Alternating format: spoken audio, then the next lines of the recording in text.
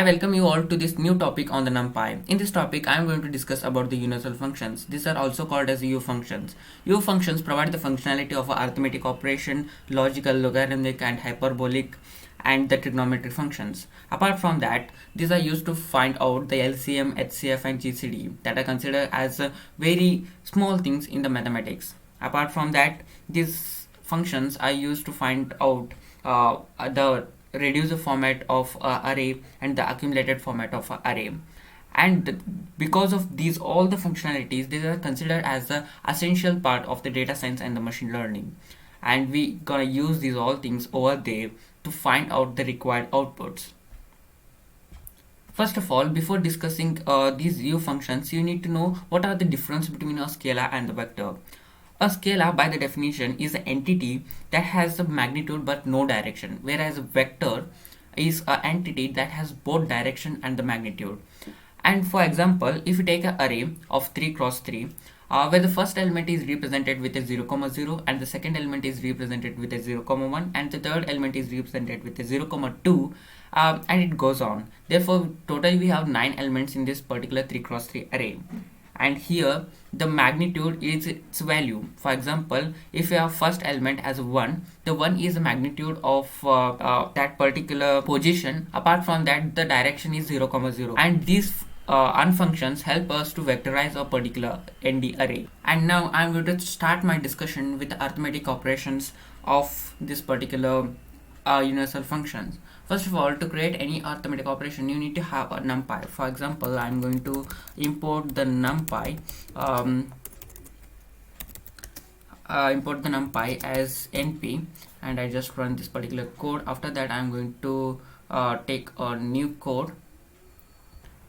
After this, I'm going to take array 1 is equal to np dot array.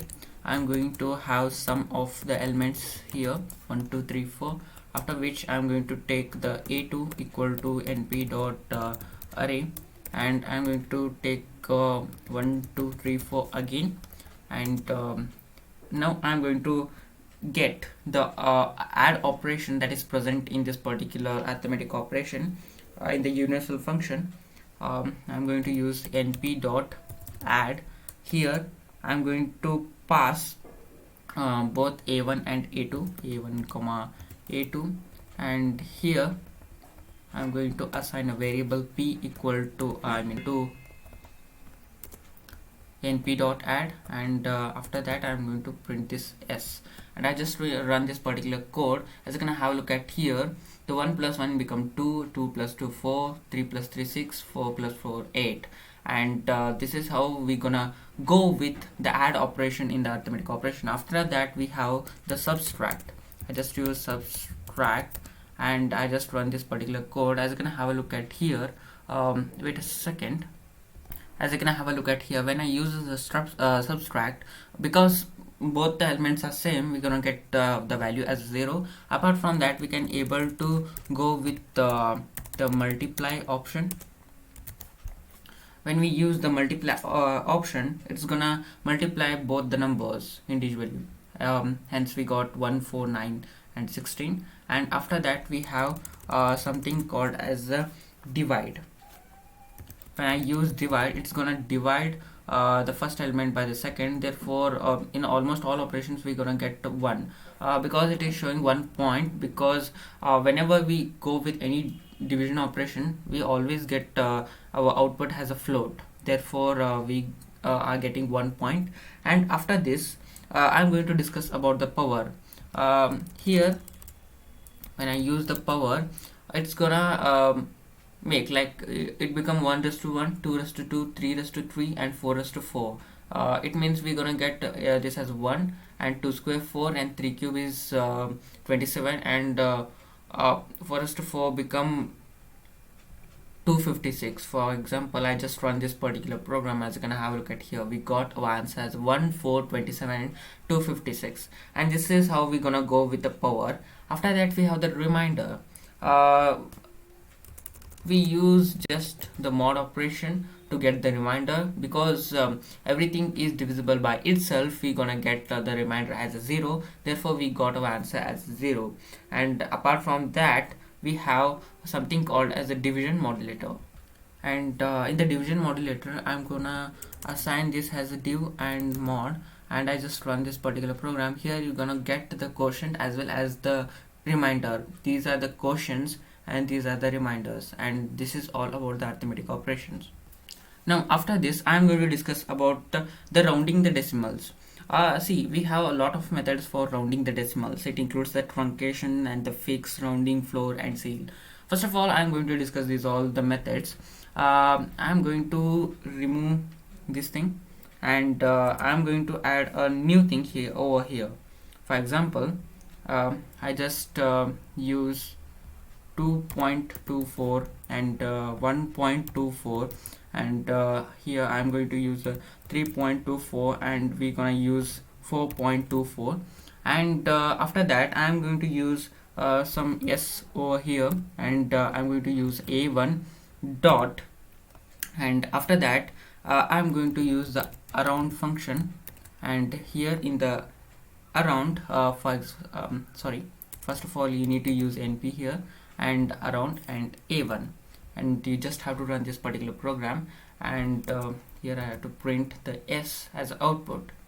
As you're gonna have a look at here, when I use np dot around a1, it has removed every decimal part out of it, but I don't want that. I just want a rounded number. Therefore we can give here the number, like how many decimal parts we want to round off. Like I want to round off till 1, like here we have 1.24. I want to round it off till 1.2. In such case we can able to use till 1 position we want to round off, like using this additional argument 1. And I just run this particular program. As you're gonna have a look at here, we got every answer as 1.2, 2.2, 3.2, and 4.2. Because if you exceed, if your value is equivalent to 5 or it is greater than 5, then only you can able to go with the next decimal, or else it is not gonna change. For example, here if in the place of a 3.24, if I use 3.25, in such case you're gonna get it as a 3.25.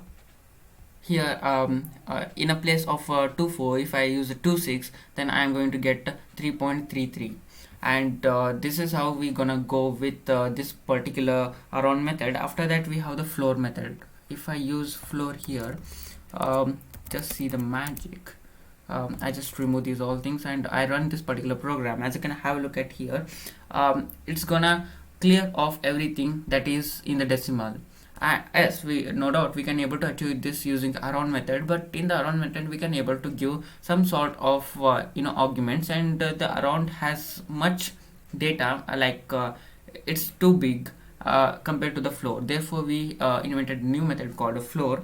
And after that we have the seal method. For example, here if I use the seal and I just run this particular program, it is also gonna do the same thing, but it is gonna round off those all things. Like if you have 1 is rounded off to 2, then it the decimal part is removed.